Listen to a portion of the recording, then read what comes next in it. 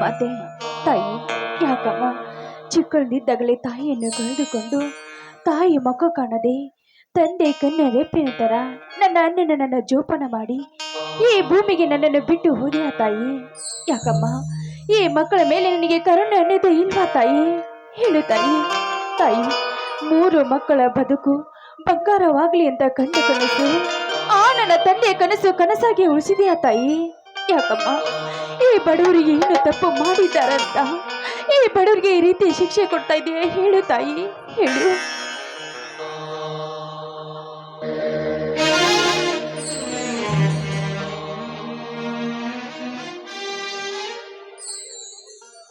ಜಯಶ್ರೀ, ಜಯಶ್ರೀ. ಅಪ್ಪ, ಯಾಕಪ್ಪ ಈ ರೀತಿ ಮುಖ ನೋಡುತ್ತಾ ನಿಂತ್ಬಿಟ್ಟಿಲ್ಲ? ಆ ಅಡತಿ ಅಂಗಡಿಗೆ ಹೋಗಿದ್ದಿಲ್ಲ, ಏನಾಯ್ತಪ್ಪ? ಅಡತಿ ಅಂಗಡಿಗೆ ಹೋಗಿ ದುಡುಕುತನದಿಂದ ಹಾಳು ಹಿಡಿದುಕೊಂಡು ಬಂದೇನಮ್ಮ. ಅಪ್ಪ, ಯಾಕಪ್ಪ ಅವರು ನಮ್ಮ ಮಾಲಿನ ಹಣ ಕೊಡ್ಲಿಲ್ಲೇನಪ್ಪ? ಹಣ ಕೊಟ್ಟರಮ್ಮ, ಆದರೇನು ಮಾಡುವುದು?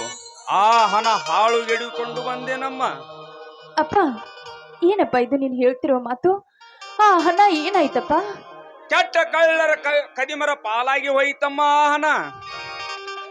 ಹೆಚ್ಚು ಸಮಯ ತಡೆದಿದ್ದರೆ ಈ ಹೊತ್ತು ಈ ನಿನ್ನ ತಂದಿ ಮಕ ನೀ ನೋಡುತ್ತಿರಲಿಲ್ಲ ಮಗಳೇ, ನೀ ನೋಡುತ್ತಿರಲಿಲ್ಲ. ಅಪ್ಪ, ಅಯ್ಯೋ ತುರುವಿದಿ,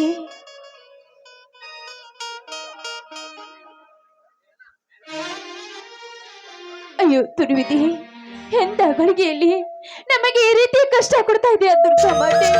ಹೇಳು ತಾಯಿ, ಹೇಳು.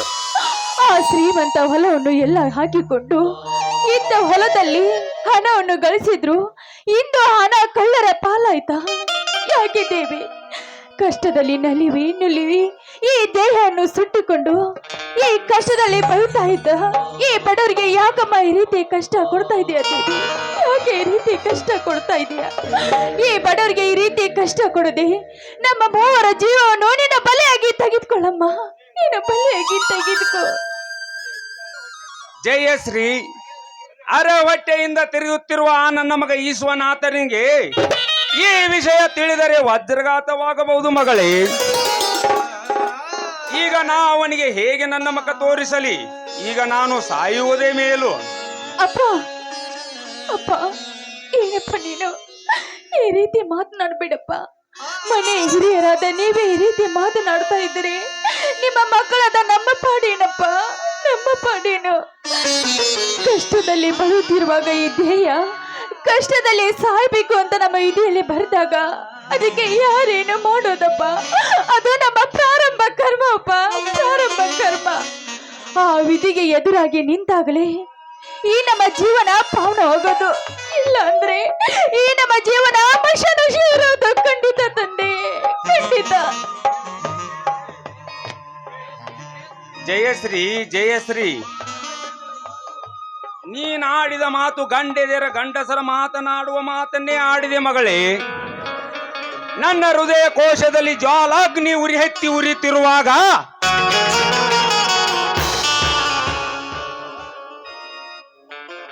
ಅಪ್ಪ, ನಾವು ಎಷ್ಟು ದುಃಖಿಸಿ ಆದ್ರೂ ಕೂಡ ನಮ್ಮನ್ನು ಅಕ್ರೆಯಿಂದ ಯಾರು ಬಂದು ಎತ್ಕೊಳ್ದಿಲ್ಲಪ್ಪ ಈ ಸಮಾಜದ ಜನ.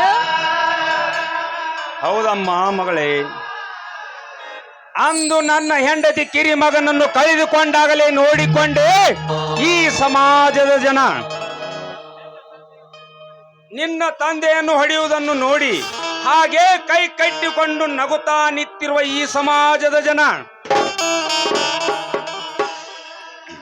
ಅಯ್ಯೋ ಪಾಪಿಗಳೇ, ಇಂಥ ದುಷ್ಟರು ತುಂಬಿಕೊಂಡಿದ್ದರ ಬಾಯಿ ಭೂಮಿ ಮೇಲೆ.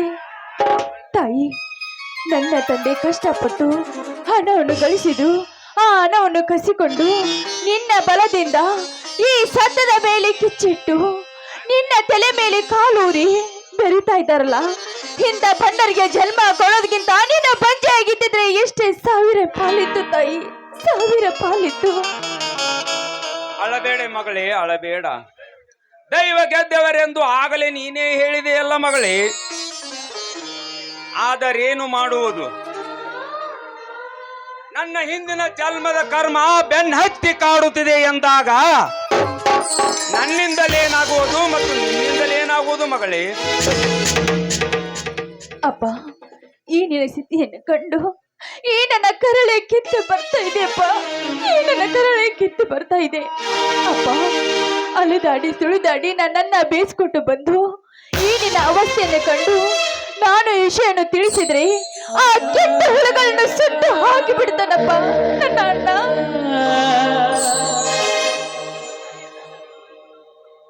ಇವರೇ ಹಣ ಕದ್ದರೆಂದು ನನಗೂ ತಿಳಿಯಲಿಲ್ಲ ಮಗಳೇ.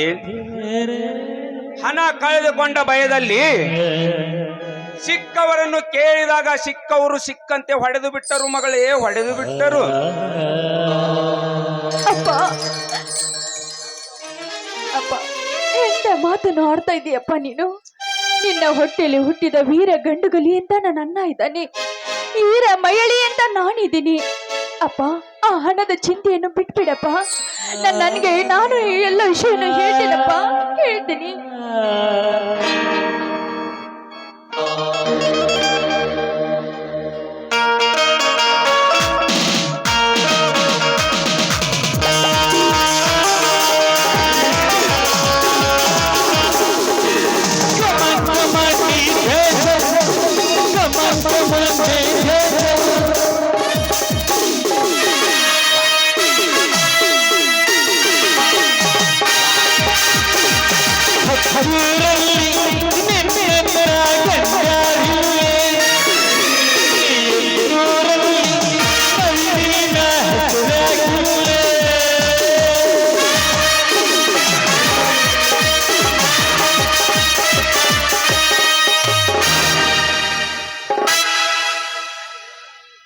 ಲೋಕನಾಥ್, ಲೋಕನಾಥ್, ನನ್ನ ಸುಟಿಗೆ ಸಣ್ಣ ಕದ್ದು ತಂದು ಎಲ್ಲಿ ಇಟ್ಟಿರುವೆ?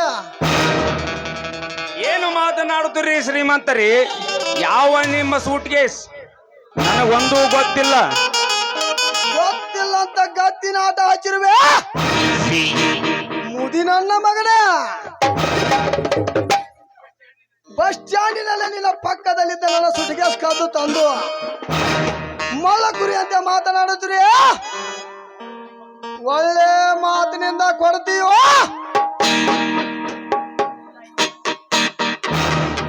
ಇಲ್ಲ ಇದೇ ಮಚ್ಚಿನಿಂದ ಕೊಚ್ಚಿ ಸಾಯಿಸಿ ಬಿಡಲ್ಲ. ಚೋರಿಯಿಂದ ಅಟ್ಟೇಕೆ ಶ್ರೀಮಂತರೇ? ಕೊಡ್ಡಲೆಯಿಂದ ಸುಂದರಿಸಿ ಚೆಲ್ಲಿದರು. ಸತ್ಯವನ್ನೇ ಮಾತನಾಡುತ್ತೇನೆ ವಿನಃ ಎದ್ದೊಬ್ಬ ಮಗನ ಸಾಕ್ಷಿಯಾಗಿ. ನಾನಿನ್ನ ಸೂಟ್ ಕೇಸನ್ನು ನೋಡಿಲ್ಲ ಮಗ. ಅವನೊಬ್ಬ ಯಾಕೆ ನಿನ್ನ ಮಗ?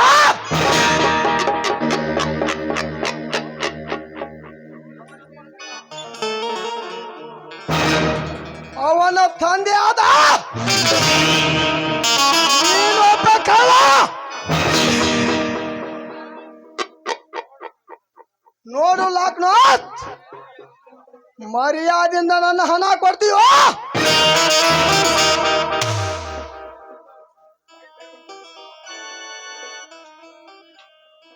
ನಿನ್ನ ಮೈ ಚರ್ಮ ಸುಲಿದು ಬಿಡಲ್ಲ.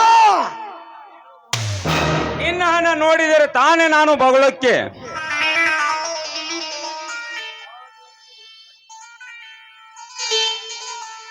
ಹಾಗಾದರೆ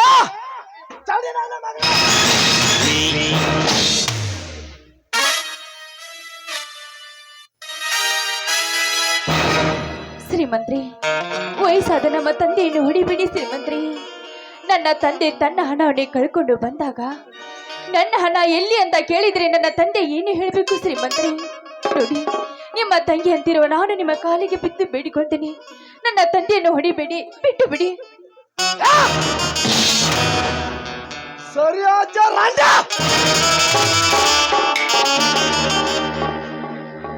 ಸೂರ್ಯನಂದ ಅನ್ನಲ ಅಭಿಮಾನದಿಂದ ಕಿಸೆಗಾಲತನ ಮಾಡಿದ ಕಾಲಿಗೆ ಬಿಳಿಯಾಗತ್ತ ನಿನಗೆ ಅಲ್ಲಿಂದ ಬರ್ತದೆ.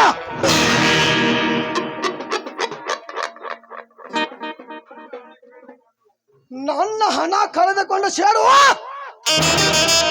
ನನ್ನ ಎದೆಯಲ್ಲಿ ಉಕ್ಕುತ್ತಿದೆ.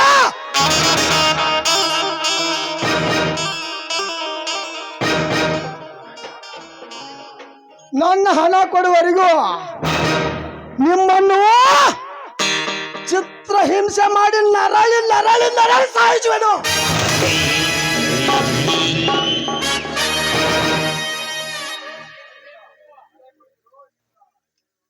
ಲೇ ಬುಧವ,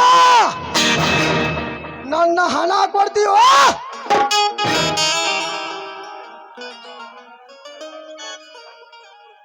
ಇಲ್ಲ ಹಿಂದನಿತ್ತ ನಿನ್ನ ಮಗಳನ್ನ ಕಚ್ಚಿ ಬಿಡಲು. ಲೇ ಸೌಕಾರ, ಅನ್ಯಾಯವಾಗಿ ನನ್ನ ಮೇಲೆ ಅಪವಾದವನ್ನು ಹೊರಿಸಿ ನನ್ನ ಮಗಳನ್ನು ಕೆಣಕಲು ಬರುವ ನೀನೊಬ್ಬ ನನ್ನ ಸೂಳಿಯ ಮಗನೇ ಇರಬಹುದು.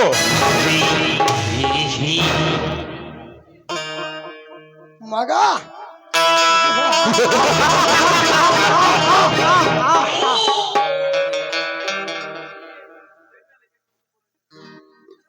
ತಿನ್ನಲಾಕೆ ತುತ್ತು ಕುಳಿತಂದ್ರೆ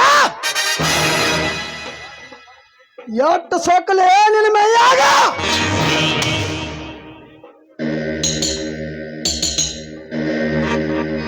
ಈ ಮುದುಕನನ್ನು ಮೆಟ್ಟಿಸಿಳುವ ಹುತ್ತ ಸೂಳಿಯ ಮಗನೇ, ನಿನ್ನ ತಂದೆಯಂತಿರುವ ನನ್ನನ್ನು ಕಟ್ಟಿ ಒದೆಯಬೇಕಾದರೆ ನೀನು ನನ್ನ ಸೂಳಿಯ ಮಗನೇ ಇರಬಹುದು. ಲೇ ಬಡವ,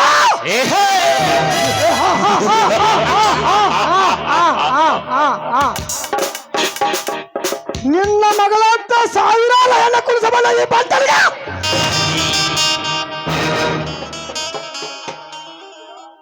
ಸೂಳ ಮಗಳಂದ್ಯಾ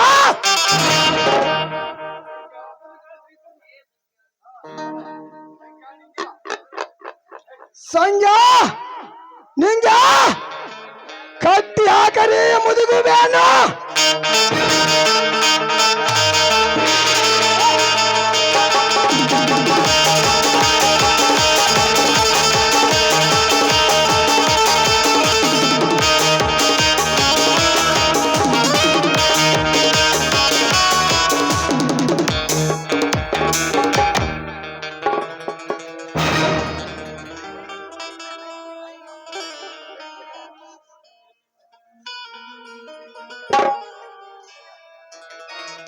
ಶ್ರೀಮಂತ್ರಿ, ಬೇಡಿ ಶ್ರೀಮಂತ್ರಿ, ನನ್ನ ತಂದೆಯನ್ನು ಹೊಡೆಯಬೇಡಿ, ಬಿಟ್ಟು ಬಿಡಿ. ನಿಮ್ಮ ಕಾಲು ಹಿಡಿದು ಬೇಡಿಕೊಳ್ತೀನಿ ಶ್ರೀಮಂತ್ರಿ. ಬಿಚ್ಚಿ ಬಿಡಬೇಕಂದು ಕಟ್ಟಿ ಹಾಕಲ್ಲ. ಜಯಶ್ರೀ,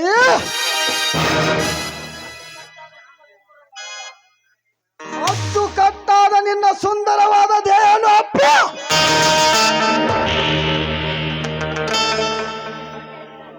ಸೊಂಡೆ ಹಣ್ಣಿನಂತ ನಿನ್ನ ತುಟಿ ಕಚ್ಚಲು ಬಂದಿಲ್ಲನು.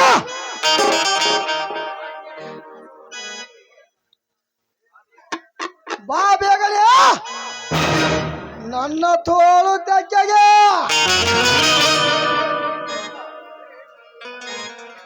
ಲೇ ಹೇಳಿ ನನ್ನ ಮಗನೇ, ನನ್ನನ್ನು ಕಟ್ಟಿ ಹಾಕಿ ನನ್ನ ಎದುರಿಗೆ ನನ್ನ ಮಗಳಿಗೆ ಅವಮಾನ ಮಾಡಿದರೆ ನಾ ನಿನ್ನ ಹೊಟ್ಟೆ ಮೇಲೆ ಕಾಲಿಟ್ಟು ನಿನ್ನ ಪ್ರಾಣ ತೆಗೆಯದೆ ಬಿಡಲಾರೆ. ಪ್ರಾಣ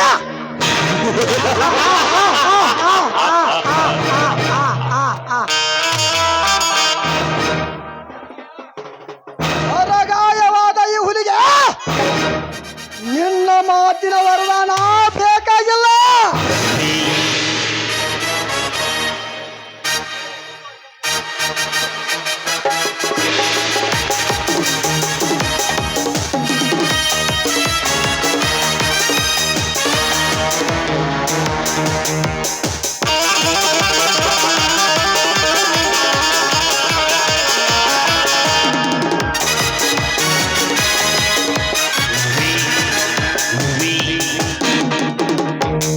ಎಲೆ ಹಲಕಾನನ ಮಗನೇ ಕರ್ಮೇಂದ್ರ, ವಯಸ್ಸಾದ ಮುದುಕನ್ನು ಕಟ್ಟಿ ಹಾಕಿ ಅಸಹಾಯಕ ಸ್ಥಿತಿಯಲ್ಲಿ ಒಂದು ಹೆಣ್ಣನ್ನು ಕೆಣಕುವ ನೀನೊಬ್ಬ ಗಂಡಸನ್ಲಿ ಬೇಸಿ ಅರೆಸ್ಟ್ ಮಾಡಿ ಇವನನ್ನು ಏ ಜೈರಾಮ್, ನಾನು ನಿನ್ನ ಸಹೋದರ, ನನ್ನನ್ನು ಅರೆಸ್ಟ್ ಮಾಡುವೆಯಾ?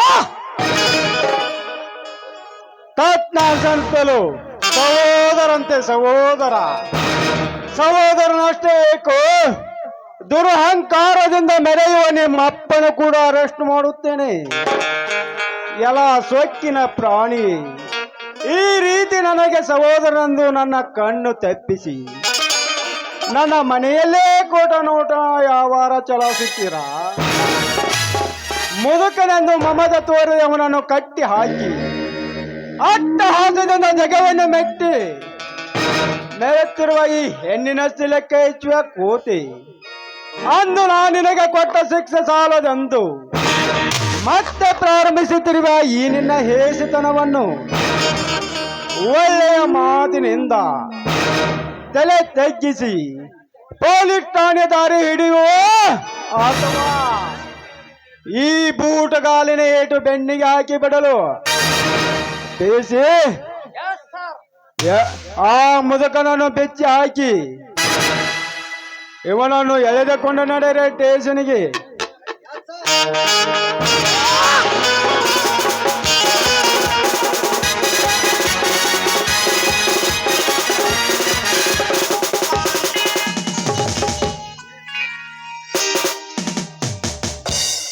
ಜಯಶ್ರೀ, ಇದೀಗ ಬಂದ ಒಂದು ಕಂಪ್ಲೇಂಟ್ ಬರೆದು ಕೊಡಿ.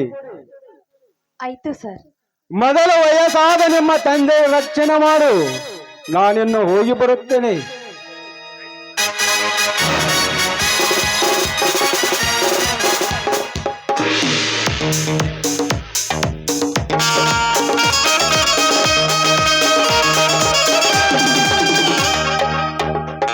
ಜಯಶ್ರೀ, ಎಂತ ಕಟುಕನ ಹೊಟ್ಟೆಯಲ್ಲಿ ಎಂತ ಕಾಮಧೇನು ಜನಿಸಿದೆ ಮಗಳೇ. ಅಪ್ಪ ಅಪ್ಪ, ಓ ವಿಶ್ವನಾಥ್, ಈಗ ಬಂದೇನಪ್ಪ? ಹೌದಪ್ಪ, ಈಗಲೇ ಬಂದೆ. ಅಪ್ಪ, ಏನಿದು ನಿನ್ನ ಮೈ ಕಳೆಯಲ್ಲಿ ಬಾಸುಂಡೆ? ಇದೇನಿದು ನಿನ್ನ ತಲೆಯಲ್ಲಿ ರಕ್ತದ ಕಲೆ? ಮತ್ತೇನಾದರೂ ಆ ಧರ್ಮೇಂದ್ರನ ಗೊಪ್ಪು ನಿನ್ನ ಮೇಲೆ ಕೈ ಮಾಡಿದ್ರೇನಪ್ಪ? ಹಾಗಾದರೆ ಹೇಳು, ಈಗಲೇ ಹೋಗಿ ಆ ನರರಾಮರನ್ನು ರುಂಡವನ್ನು ಕತ್ತರಿಸಿ ಕೊಡ್ತಾರೆ. ಈಗ ಅವರು ಈ ಭೂಲೋಕದಿಂದ ತಪ್ಪಿಸಿಕೊಂಡು ಅದರ ಲೋಕ ಇಂದ್ರಮರ ಹೊಕ್ಕರು ಇಂದ್ರನ ಒದ್ದಾಡದೆಲ್ಲ ಪುಡಿ ಪುಡಿ ಮಾಡಿ ಕೊಡ್ತಾರೆ. ಹೇಳಪ್ಪ, ಯಾರಿಂದ ನಿನಗೆ ಸ್ಥಿತಿ ಆಯಿತು? ಆಗುವುದೆಲ್ಲ ಆಗಿ ಹೋಗಿದೆ ಬಿಡಪ್ಪ, ಮತ್ತೇಕೆ ಆ ಸತ್ತ ಮಾತನ್ನು ಒತ್ತಿ ಹೇಳಬೇಕು? ಏನ್ ಹೇಳ್ತಾ ಇದೀಯಪ್ಪ ನೀನು? ಯಾವುದಾದ ಸತ್ತ ಮಾತು?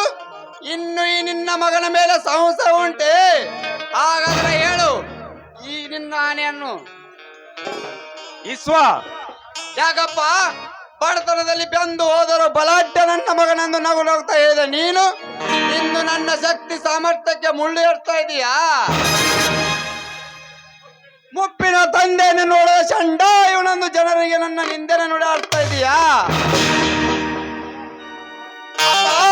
ನನಗೆ ಜನ್ಮ ಕೊಟ್ಟ ತಂದೆ ನೀನು, ತುತ್ತು ಮಾಡಿ ಉಳಿಸಿ ತಿನ್ನಿಸಿದ ಕರಳು ಒಂದೇ ತವಳೆ ಕೊರೆಯುತ್ತಿದೆ. ಹೇಳಪ್ಪ, ಯಾವ ಪಾಪಿ ನನ್ನ ಮನೆಯ ನಿನ್ನ ಮೇಲೆ ಕೈ ಮಾಡಿದನು? ನೀನೀಗ ಹೇಳದಿದ್ದರೆ ಇದೇ ಕೊಳೆಯಿಂದ ನನ್ನ ರುಂಡವನ್ನು ಕತ್ತರಿಸಿ ಪಾಲದ ಮೇಲೆ ಚೆಲ್ಲಿ ಬಿಡುವೆ. ಹೇಳ್ತೀನಪ್ಪ, ಹೇಳ್ತೀನಿ. ಅಡತೆ ಅಂಗಡಿಯಿಂದ ಹಣ ತಂದು ಹೊರಕ್ಷಣದಲ್ಲಿ ಕಳ್ಳ ಕದಿಮರ ಪಾಲಾಗಿ ಹೋಯ್ತಪ್ಪ ಹಣ. ಆ ಕ್ಷಣದಲ್ಲಿ ಕರ್ಮೇಂದ್ರನು ಮನೆಗೆ ಬಂದು ಏನು ಮಾಡಿದನಪ್ಪ ಕರ್ಮೇಂದ್ರ? ನನ್ನ ಸೂಟ್ ಕೇಸನ್ನು ಕದ್ದು ತಂದಿರುವಿ ಎಂದು ನನ್ನನ್ನು ಕಟ್ಟಿ ಹಾಕಿ ಚಾಟಿಯಿಂದ ಹೊಡೆದು ಬಿಟ್ಟನಪ್ಪ. ಹೊಡೆದು ಬಿಟ್ಟು ಕರ್ಮೇಂದ್ರ, ನಾನಿಲ್ಲ ಸಮಯವನ್ನು ಸಾಧಿಸಿ ಮುಪ್ಪಾಳನ ತಂದೆಯನ್ನು ಕಟ್ಟಿ ಹೊಡೆದು ಹೋಗಿರುವೆ ಆ ಮಗನೇ. ಈಗ ನಿನ್ನ ಪ್ರಾಣನ ತೆಗೆದೇ ಬಿಡಲಾರೆ. ಅವನ ಮಗ ಗಂಡು ಗಲೀಸುನಾತಿದ್ದಾನೆಂಬುದನ್ನು ಮರೆತು ಮುಪ್ಪಾಳನ ತಂದೆಯನ್ನು ಕಟ್ಟಿ ಹೊಡೆದು ಹೋಗಿರುವೆಯಾ ಅದಾಮ?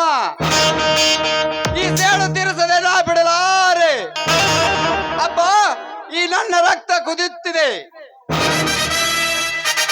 ಕೋಪ ಕೆರಳುತ್ತಿದೆ, ಆಕ್ರೋಶ ಉಕ್ಕುತ್ತಿದೆ.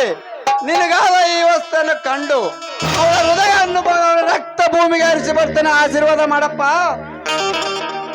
ಬೇಡಪ್ಪ ಬೇಡ. ಹುಲಿಯಾಗಿ ಹೋಗಿದ್ದಾನೆಂದು ತಿಳಿವೇನಪ್ಪ.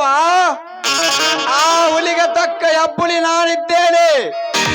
ಬಡವರನ್ನು ಅವಳು ತಿಂದು ಬದುಕಬೇಕೆಂದು ನಿಂತಿರುವಾಗ ಅವನನ್ನು ನಾನು ತಿಂದು ಬದುಕುತ್ತೇನೆ. ಅಣ್ಣ, ನೀನ ಮಾಡಬೇಕಾದ ಕೆಲಸ ಆ ಇನ್ಸ್ಪೆಕ್ಟರ್ ಮಾಡಿದಾರಣ್ಣ. ಅಂದೇನಮ್ಮ? ಏನಮ್ಮ ತಂಗಿ ನಿನ್ನ ಮಾತು? ಅಣ್ಣ, ಅಪ್ಪನಿಗೆ ಚಿತ್ರಹಿಂಸೆ ಕೊಟ್ಟಿದ್ದಲ್ಲದೆ ನಿನ್ನ ಮೇಲೆ ಕೆಂಗನಿಟ್ಟು ನೋಡಿದ ಆ ಚಂಡಾಳ.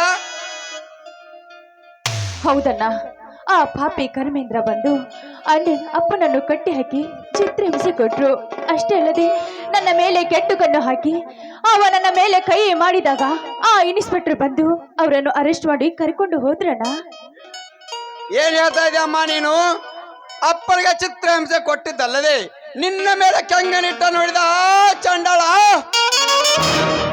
ಅಪ್ಪ, ನೀವು ಕೊಟ್ಟು ಕಂಪ್ಲೇಂಟ್ ಅನ್ನು ವಾಪಸ್ಸು ಮಾಡಿ ಅವನನ್ನು ಹೊರ ತಂದು ಅದೇ ಜೈಲಿನ ಮುಂದೆ ಆ ದ್ರೋಹ ರಕ್ತವನ್ನು ಕುಡಿದು ಬಿಡುತ್ತೇನೆ. ಇಸ್ವ ನಿಲ್ಲು. ಕಾನೂನನ್ನು ಕೈಗೆ ತೆಗೆದುಕೊಳ್ಳುವ ಮೂರ್ಖ ನೀನಾಗಬೇಡ. ದೀಪ ಎಣ್ಣೆ ಇರುವ ತನಕ ಉರಿಯುತ್ತದೆ. ಅದಕ್ಕೆಲ್ಲ ಕೋರ್ಟ್ ಇದೆ. ಮೇಲಾಗಿ ಊರಲ್ಲಿ 4-6 ಗುರು ಹಿರಿಯರಿದ್ದಾರೆ. ಮೊದಲು ನೀನು ಇದೊಂದು ಸಲ ತಡೆದುಕೋ. ಅಪ್ಪ, ಈ ರೀತಿ ಕೋರ್ಟ್ ಕಚೇರಿಯಿಂದ ಅಲ್ಲಾಡಿಕೊಂಡಿಯಪ್ಪ. ಅಂದು ನನ್ನ ತಾಯಿ ತಮ್ಮೆರನ್ನು ಕದ್ದು ಗುಂಡಕ್ಕಿಕೊಂಡಾಗ ಎಲ್ಲಿ ಹೋಗಿತ್ತಪ್ಪ ನಿನ್ನ ಕೋರ್ಟ್ ಕಚೇರಿಗಳೆಲ್ಲ? ಇಂಥ ಶ್ರೀಮಂತರ ಕೈಗಿಲಿ ಯಾಕೆ ಬಿದ್ದಿವೆ? ಅಣ್ಣ, ಹೋಗ್ಲಿ ಬಿಡಣ್ಣ. ಸಿಟ್ಟಿನ ಕೈಯಲ್ಲಿ ಬುದ್ಧಿ ಕೊಡಬಾರ್ದು. ಅಣ್ಣ, ಒಂದು ಹೆಜ್ಜೆ ಮುಂದಿಟ್ರೆ ಈ ನಿನ್ನ ತಂಗಿಯ ಹಾನಿ ಆಗಿದೆ. ಇದೊಂದು ಸಲ ನನ್ನ ಮಾತು ಕೇಳಣ್ಣ. ತಂಗಿ ಎಂತ ಕಟ್ಟದ್ನ ಹಾಕಿದೆ ಅಮ್ಮ ಈ ನಿನ್ನ ಅಣ್ಣನಿಗೆ. ತಂದೆ ತಂಗಿಯರನ್ನು ಹೊಡಗಿ ಸಣ್ಣನಾಗಿ ಬದುಕಲಿ. ತಂದೆಯ ರಕ್ತಕ್ಕೆ ಹುಟ್ಟಿದ ಸಾರ್ಥಕ ಆತೇನಮ್ಮ. ಬೇಗ ಮುರಿದಾಕಮ್ಮ ಈ ನಿನ್ನ ಆನೆಯನ್ನು.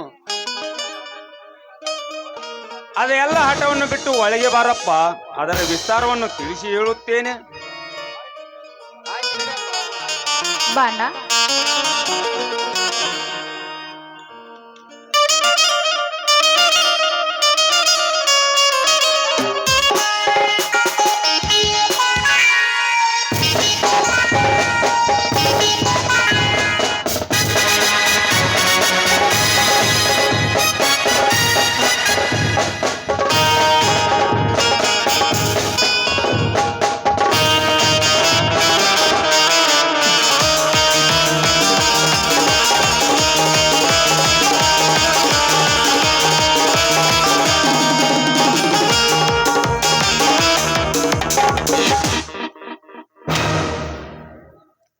ಏನ್ ಮಾಡ್ತಾ ಇದ್ದಾರೆ ಇನ್ಸ್ಪೆಕ್ಟರ್ ಸಾಹೇಬ್ರು?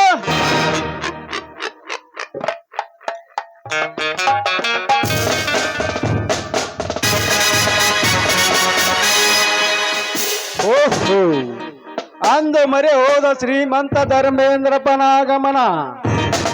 ಬನ್ನಿ ಬನ್ನಿ, ಕುಳಿತುಕೊಳ್ಳಿ. ಕುಳಿತು ನಿನ್ನ ಜೊತೆ ಪ್ರೀತಿನ ಮಾತಾಡಬೇಕು ಇನ್ಸ್ಪೆಕ್ಟರ್. ಇವರನ್ನು ಬಿಡಿಸಿಕೊಂಡು ಹೋಗಲಿಕ್ಕೆ ಬಂದಿದ್ದೇನೆ. ಬಿಡಿಸಿಕೊಂಡು ಹೋಗಲಿಕ್ಕೆ ಬಂದಿದೆಯೋ ಅಥವಾ ನೀನು ಒಳಗೆ ಬೀಳಲಿಕ್ಕೆ ಬಂದಿದೆಯೋ? ಜೈರಾಮ್, ಬರೇ ಜಯರಾಮರ, ಇನ್ಸ್ಪೆಕ್ಟರ್ ಜಯರಾಮ್.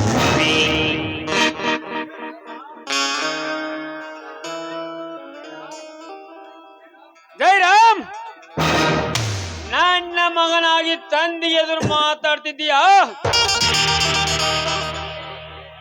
ತಂದೆಗೆ ಅಷ್ಟೇ ಎಂತ ಹೇಸಿ ಕೆಲಸ ಮಾಡುವ ತಂದೆಗೂ ಕೂಡ ಮಾತಾಡ್ತೇನೆ. ಮಿಸ್ಟರ್ ಧರ್ಮೇಂದ್ರಪ್ಪ, ಎಲ್ಲಿದ್ದಾನೆ ನಿನ್ನ ಮಗ? ದಿನಕ್ಕೊಂದು ಹೆಣ್ಣಿನ ಜೊತೆ ಚಕ್ಕಂದ ಹೊಡೆದು ಕಳ್ಳ ಕದಿಮನಾಗಿ ಕಂಡವರ ಕಣ್ಣಲ್ಲಿ ಮಣ್ಣೆರಿಸಿ ಈಗ ಒಳಗೆ ಬಿದ್ದಾನಲ್ಲ, ಅವನು ನಿನ್ನ ಮಗ.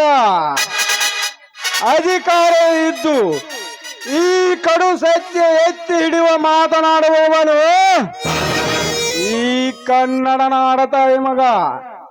ಈಗ ನೀನೊಬ್ಬ ಊರಿನ ಪ್ರಮುಖ ಹಿರಿಯನೆಂದು ಮರ್ಯಾದೆ ಕೊಟ್ಟು ಹೇಳ್ತಾ ಇದ್ದೇನೆ. ಒಳ್ಳೆಯ ಮಾತಿನಿಂದ ಇಲ್ಲಿಂದ ಹೊರಟು ಹೋಗಿಬಿಡು. ಹೊರಟು ಹೋಗಲು ಬಂದ ಇನ್ಸ್ಪೆಕ್ಟರ್, ಇವರನ್ನು ಬಿಡಿಸಿಕೊಂಡು ಹೋಗಲಿಕ್ಕೆ ಬಂದಿದ್ದೇನೆ. ನಾನಿವರನ್ನು ಬಿಡುಗಡೆ ಮಾಡಿದರಲ್ಲವೇ ನೀನಿವರನ್ನು ಬಿಡಿಸಿಕೊಂಡು ಹೋಗುವುದು ಮಿಸ್ಟರ್ ಧರ್ಮೇಂದ್ರಪ್ಪ. ನಾನಿವರಿಗೆ ಸರಿಯಾದ ಮಾರ್ಗ ತೋರಿಸುವವರೆಗೂ ನಾನಿದಕ್ಕೆ ಅವಕಾಶ ಕೊಡಲಾರೆ. ಓಹೋ, ಚೆನ್ನಾಗಿ ಭಾಷಣ ಆಡ್ತಿದ್ದಾರೆ ಇನ್ಸ್ಪೆಕ್ಟರ್ ಸಾಹೇಬ್ರು. ನೀ ಇವರಿಗೆ ಸರಿಯಾದ ಮಾರ್ಗ ತೋರಿಸಕ್ಕಿಲ್ಲ. ನೀನೇನು ಕೋರ್ಟ್ ನಿಂಬಲ್ಲಿ ನ್ಯಾಯಾಧೀಶ ಅಲ್ಲ, ನೀನೊಬ್ಬ ಮಾಮೂಲಿ ಇನ್ಸ್ಪೆಕ್ಟರ್. ಶ್ರೀಮಂತರೇ, ಶ್ರೀಮಂತ ಸೊಕ್ಕಿನಲ್ಲಿ ನ್ಯಾಯದೇವತೆಗೆ ಸಿಕ್ಕಂತೆ ಬಗೋದರೆ ನನ್ನ ಹಲ್ಲು ಉದುರಿಸಿ ಬಿಟ್ಟೇನೋ ಬಡವ.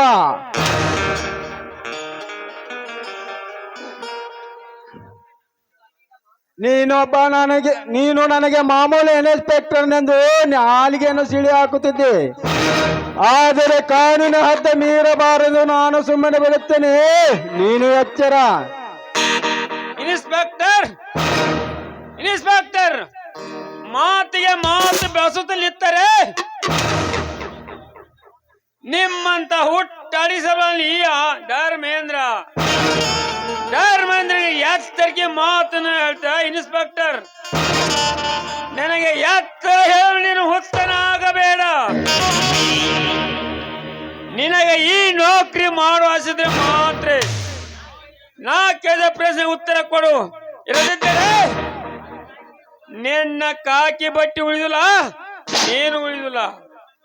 ಧರ್ಮೇಂದ್ರಪ್ಪ, ಮಗದ ಮಂದ ಹಾಸದಲ್ಲಿ ಸಿಕ್ಕವರಿಗೆ ಸಿಕ್ಕಂತೆ ಮಾತನಾಡಿದಂತೆ ಇವನು ನನ್ನ ಮಗನೆಂದು ನನಗೆ ಮಾತನಾಡಿದರೆ ನಿನ್ನ ನೀಗಲ ಕುತ್ತಿಗೆ ಕೈ ಕೊಟ್ಟು ಒಳಗೆ ಹಾಕಬೇಕಾಗುತ್ತದೆ ಜೋಕಿ.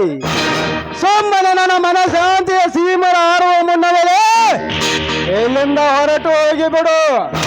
ಹೊರಟು ಹೋಗಲು ಬಂದ ಇನ್ಸ್ಪೆಕ್ಟರ್ ಜಿದ್ದಿಗೆ ಜಿದ್ದು ಹಾಕಿ ಇವರನ್ನು ಬಿಡಿಸಿಕೊಂಡ ಹೋಗಲಿಕ್ಕೆ ಬಂದಿದ್ದೇನೆ.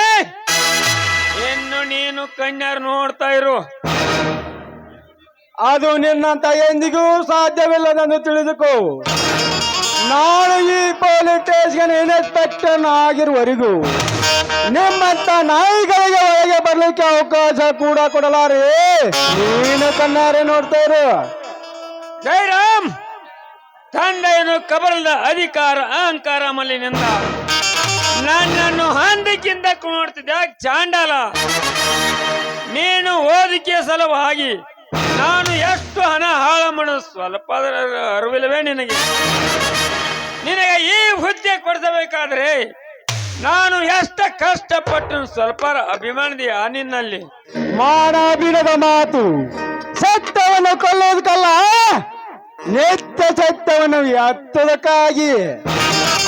ಜನ್ಮ ಕೊಟ್ಟ ತಂದೆಗೆ ನೀ ಎದುರಾಗಿ ನಿಂತಿರುವಾಗ ನನ್ನ ಹೆಸರಿದ್ದೆಲ್ಲ ಸರ್ವಾಸ್ತಿಯನ್ನು ಬಗ್ಗರಿಗೆ ಹಂಚಿ ಕೊನೆಗೆ ನಿನ್ನ ಕೈಯಲ್ಲಿ ಕೊಡುವೆನು ತಿರುಪತಿಯ ಬಾಟಲ. ಜನ್ಮ ಕೊಟ್ಟವನ ಮಾತು ಕೇಳಿ ಜನ್ಮ ನೀಡಿದ ತಾಯಿದ್ರು ಬಗಲಿಕ್ಕೆ ನಾನೇನು ತಿಳಿಗೇಡಿನಲ್ಲ ಸಾವುಕಾರ ಧರ್ಮೇಂದ್ರಪ್ಪ. ಸಾವಿರಾರು ಬಡಬಗ್ಗರ ಪ್ರಾಣ ಹೀರಿಸಿಕೊಂಡಿರುವ ಈ ನಿನ್ನ ಆಸ್ತಿ ಯಾವ ಮಗನಿಗೆ ಬೇಕು? ಇನ್ನೂ ಅನೇಕ ಬಡವರ ರಕ್ತ ಕುಡಿದು ಕೊಬ್ಬಬೇಕೆನ್ನುವ ಈ ನಿನ್ನ ದೇಹ ದಾನ ಧರ್ಮ ಮಾಡಿದರೆ ಸಂತೋಷದಿಂದ ನಾನು ನಿನ್ನ ಮಗನೆಂದು ಒಪ್ಪಿಕೊಳ್ಳುತ್ತೇನೆ. ಅದನ್ನು ಬಿಟ್ಟು ವಂಚೆಯಿಂದ ನನಗೆ ಹಣ ಆಸ್ತಿ ಹಚ್ಚಿ ಕಾನೂನಿನ ದಾರಿ ಬಿಡು ಅಂದರೆ ನಿನ್ನ ಆಸ್ತಿ ನನಗೆ ತ್ರಣ ಸಮಾನ. ಇನ್ಸ್ಪೆಕ್ಟರ್, ಹಾಗಾದರೆ ನಿನ್ನ ನೌಕರಿ ಕೂಡ ನನಗೆ ತ್ರಣ ಸಮಾನ ಅಲ್ಲವೇ? ಇನ್ನು ನೋಡು ನನ್ನ ಸಾಹಸವನ್ನು.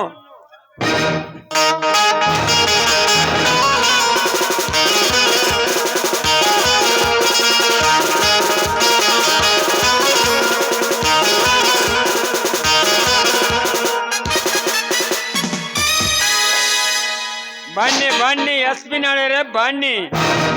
ಜಿಲ್ಲೆಯ ಒಬ್ಬ ಲಾರ್ಜ್ ವ್ಯಕ್ತಿ ಬಂದು ಇವರನ್ನು ಬಿಡುವೆಂದು ಕೇಳಿದರೆ ಬಿಡುದಲ್ಲ ಫಸ್ಟ್ ಇರ್ತಲೇ ಈ ನಿಮ್ಮ ಪೊಲೀಸ್ ಡಿಪಾರ್ಟ್ಮೆಂಟ್. ಅದಕ್ಕೆ ನಿಮ್ಮ ಅನುಮತಿ. ಮಿಸ್ಟರ್ ಧರ್ಮೇಂದ್ರಪ್ಪನವರೇ, ಅನುಮತಿಯನ್ನ ನಾನ್ ಕೊಡ್ತೀನಿ, ನೀವು ಸ್ವಲ್ಪ ಶಾಂತರಾಗಿರಿ. ಇನ್ಸ್ಪೆಕ್ಟರ್, ಈ ಕೇಸಿನ ಸಲುವಾಗಿ ನಿಮ್ಮ ತಂದೆಯವರು ಜಾಮೀನುದಾರರನ್ನು ಸಹಿತ ಒಪ್ಪಿಸಿ ಕೋರ್ಟ್ ಆದೇಶ ಪಡೆದುಕೊಂಡಿದ್ದಾರೆ. ಸುಮ್ಮನೆ ಇವರನ್ನು ಬಿಟ್ಟು ಬಿಡಿ.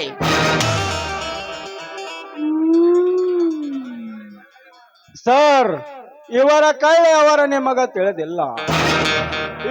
ಇವರು ಸರ್ಕಾರ ಕಣ್ಣಲ್ಲಿ ಮಣ್ಣೆರಿಚಿ ನಾವೇ ಪುಂಡರೆಂದು ತಮ್ಮ ಗುಂಡಾಗೇರಿ ಮುಂದುವರಿಸಿ ಬಡವರ ರಕ್ತವನ್ನು ಕುಡಿದು ನ್ಯಾಯ ತಲೆ ಮೇಲೆ ಕಾಲಿಟ್ಟು ಕುಣಿದ ಅಂತಾರೆ ಇಂಥ ಡಕಾಯಿತರು.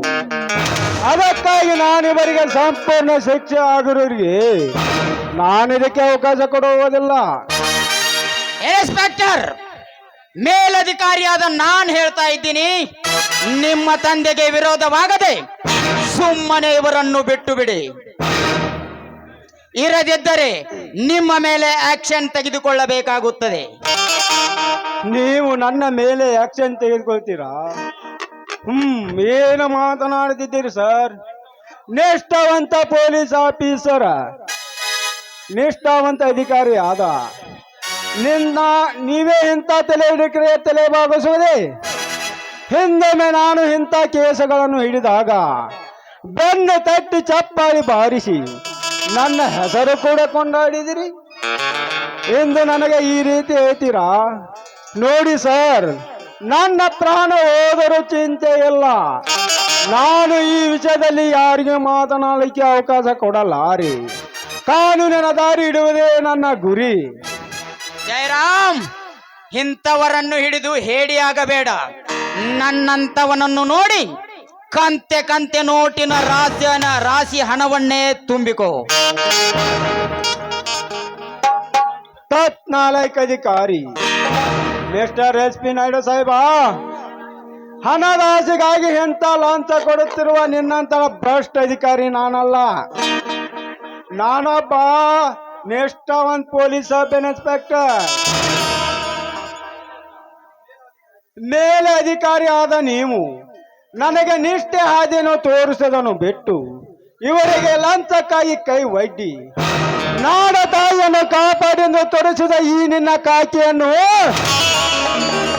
ನೀವೇ ನಿನ್ನ ಕಾಲ ಕೈಗೆ ಹಾಕಿ ತುಳುತ್ತಿರುವಂದಾಗ ನೀನೊಬ್ಬ ಗಂಡಸನ್ಲೇ ನರಸತ್ಯ ಚಂದ. ಎಸ್ ಪಿ ನಾಯ್ಡು ಅವರೇ, ಇದೆಂತ ಅವಮಾನದ ಮಾತು? ಇನ್ಸ್ಪೆಕ್ಟರ್, ನನಗೆ ಈ ರೀತಿ ನೀವು ಹದ್ದು ಮೀರಿ ಮಾತನಾಡಿದರೆ ನಿನ್ನನ್ನೀಗಲೇ ಟ್ರಾನ್ಸ್ಫರ್ ಮಾಡಿಬಿಡುವೆ. ಎಚ್ಚರ. ನನ್ನ ಟ್ರಾನ್ಸ್ಫರ್ ಒಂದೇ ಬೇಕು, ಸಸ್ಪೆಂಡ್ ಮಾಡಿದರೆ ಹೆದರೋಣಲ್ಲ ಈ ಜಯರಾಮ್. ಸತ್ಯ ಪಂಚೆ ಎತ್ತಿ ಹಿಡಿಯುವುದೇ ನನ್ನ ಬಲವಾದ ಛಲ.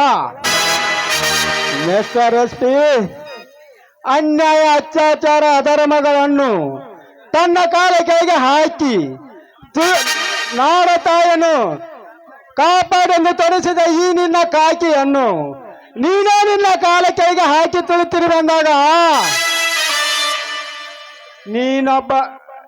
ನೀನೊಬ್ಬ ಗಂಡಸ ಅಲ್ಲ, ನರಸತ್ತ ಚಂಡ. ಇನ್ಸ್ಪೆಕ್ಟರ್, ಮಾತಿಗೆ ಮಾತು ಬೆಳೆಸಿ ಮಿತಿ ಮೀರಿ ಹತ್ತಿತ್ತು ನಿನ್ನ ಸೊಕ್ಕು. ಈಗಿಂದೀಗಲೇ ರಾಜ್ಯದ ಬೌಂಡ್ರಿಗೆ ಹಾಕಿದ್ದೇನೆ, ಗಡಿನಾಡ ಬಳ್ಳಾರಿಗೆ ಹಾಕಿದ್ದೇನೆ. ಹೋಗಿ ಹೊಂದಿಕೋ, ತೆಗೆದುಕೋ ನಿನ್ನ ಟ್ರಾನ್ಸ್ಫರ್ ಆರ್ಡರ್. ಸತ್ ನಾರ್ಸೆನ್ಸ್ ನನ್ನ ಮಗನೇ, ಲಂಚಕ್ಕಾಗಿ ಕೈ ಒಡ್ಡಿ ನೀನು ನನಗೆ ಕೊಡುತ್ತಿರುವ ಟ್ರಾನ್ಸ್ಫರ್ ಆರ್ಡರ್ ಅಲ್ಲ, ನನ್ನ ಮೃತ್ಯುನ ಆರ್ಡರ್. ಮಿಸ್ಟರ್ ಎಸ್ ಪಿ, ಹಿರಿಯ ಅಧಿಕಾರಿ ಆದ ನೀನು ಇದೇ ರೀತಿ ನ್ಯಾಯದ ತಲೆ ಮೇಲೆ ದೇವತೆ ಮೇಲೆ ಎಂತ ಡಕಾತಿಗೆ ಪ್ರಚೋದನೆ ಕೊಡುತ್ತಿರಂದಾಗ ನಾನಿದರ ಬಗ್ಗೆ ಶ್ರಮಿಸದೆ ಬಿಡಲಾರೆ. ಮತ್ತೆ ಇದೇ ಪೊಲೀಸ್ ಸ್ಟೇಷನ್ ಟ್ರಾನ್ಸ್ಫರ್ ಆಗಿ ಬಂದು ಅನ್ಯಾಯ ಧರ್ಮಗಳನ್ನು ತುಂಬಿಕೊಂಡಿರುವ ಬಡವರ ರಕ್ತ ಕುಡಿದು ತಮ್ಮ ದಿಟ್ಟತನದಿಂದ ಅಟ್ಟ ಹಾಚಿದ ಜಗವನ್ನೇ ಮೆಟ್ಟ ನೆತ್ತಿರುವ ಇಂಥ ಶ್ರೀಮಂತರ ಹೊಟ್ಟೆ ಮೇಲೆ ಕಾಲಿಟ್ಟು ಇವನೊಬ್ಬ ಕಟುಕ ಶ್ರೀಮಂತ, ನೀನೊಬ್ಬ ಭ್ರಷ್ಟ ಅಧಿಕಾರಿ ಎಂದು ಇಡೀ ಸಮಾಜ ಎದುರಿಗೆ ನಿಮ್ಮ ತಲೆಗಳನ್ನು ಕೆಳಗೆ ಮಾಡಿಸಿ ಸತ್ಯ ಯಾವುದನ್ನು ಎತ್ತಿ ತೋರಿಸದಿದ್ದರೆ ನನ್ನ ಈ ನಾಡ ತಾಯಿ ರಕ್ಷಣೆ ಮಾಡಿ ನನ್ನ ಹೆಸರು ಇನ್ಸ್ಪೆಕ್ಟರ್ ಜಯರಾಮನೇ ಅಲ್ಲ. ಬರ್ತೇನೆ, ಬಿ ಕೇರ್ಫುಲ್.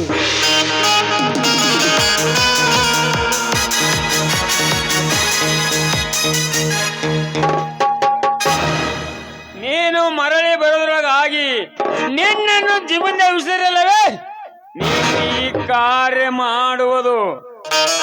ಎಸ್ ಪಿ ನಾಡಿ ಅವರೇ, ಮೊದಲೇವರನ್ನು ಹೊರಗೆ ಬಿಡಿರಿ. ಆಮೇಲೆ ನೀವು ನಮ್ಮ ಮನೆಗೆ ಬಂದು ನಿಮ್ಮ ಹಣ ತೆಗೆದುಕೊಂಡು ಹೋಗಿರಿ.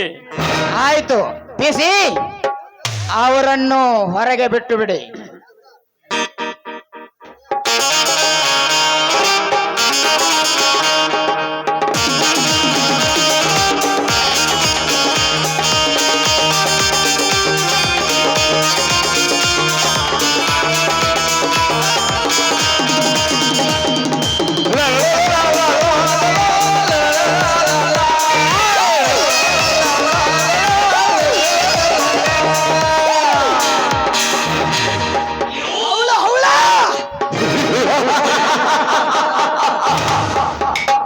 ಚಿಕ್ಕಪ್ಪ, ಇಟ್ಟೆಲ್ಲ ನಮ್ಮ ಗುಟ್ಟು ಬಯಲಿಗೆ ಬಂದು ನಾವು ಕೈದಿಗಳಾಗಬೇಕಾದ್ರೆ ಇದಕ್ಕೆ ಆ ವಿಶ್ವನಾಥನೇ ಕಾರಣ. ಕರ್ಮೇಂದ್ರ, ಆ ವಿಶ್ವನಾಥನನ್ನು ಮಾತಾಡಿಸಲೋಗೆ ನಿನ್ನನ್ನು ಬೆಳೆಸಿದ್ದು ಕರ್ಮೇಂದ್ರ. ಸಮಯ ಬಂದಾಗ ಅವರನ್ನೆಲ್ಲ ಸರ್ವನಾಶ ಮಾಡಿ ಅವರ ಆಸ್ತಿಯನ್ನು ನಿನ್ನಂತೆ ಮಾಡಿ ಆ ಬಡಕನ್ನ ಹೆಣ್ಣನ್ನು ನಿನ್ನ ಕೈ ಹಿಡ್ಸಕ್ ಬಂದು ನಮ್ಮ ಬಲವಾದ ಛಲ.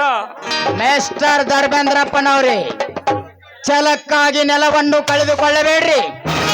ನಿಮಗಿನ್ನೂ ಕಾನೂನಿನ ದಾರಿ ತಿಳಿದಿಲ್ಲ. ಬನ್ನಿ, ನಾನ್ ಕಾನೂನಿನ ದಾರಿ ತಿಳಿಸಿ ಹೇಳ್ತೀನಿ.